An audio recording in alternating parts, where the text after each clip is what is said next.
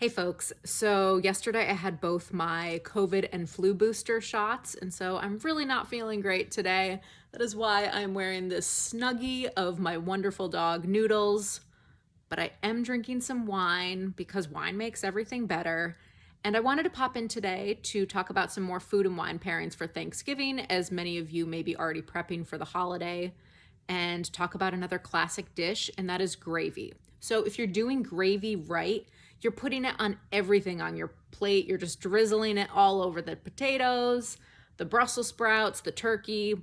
Anything goes when it comes to gravy. And so you want to pick a wine that is just as versatile as a gravy itself. So something medium bodied, has some good earthy flavors. So if you're doing, say, a mushroom gravy, which has a lot of umami flavors in there, I would go with an earthy, medium bodied red wine. And so for my pick here, I would go a Pinot Noir. But one thing to note is that Pinot Noir from the old world, from say Burgundy, is going to be a lot more earthy than some of the newer world Pinot Noirs.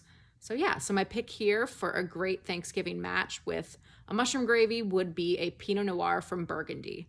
And I know Pinot Noir can get really expensive, I know Burgundy Pinot Noirs can get really expensive, so I'll put in the comments some regions and villages in Burgundy that has some excellent value Pinot Noirs to be on the lookout for when you're in your bottle shop.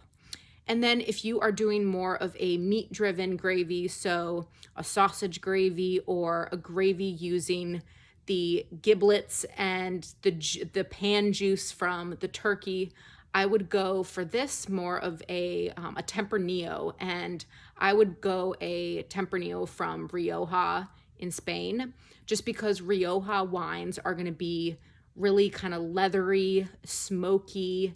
They even have some dill notes in there that I think would be really good with the sausage or turkey gravy, and just the smokiness and the fattiness of that gravy is just going to go so well with the smoky elements of the Rioja. So those would be my picks. I would go Pinot Noir from Burgundy, and I would go Tempranillo from Rioja, Spain. So that's it for today. I'm going to continue drinking this wine and just relax. And I hope you're having a great Saturday. Okay, bye.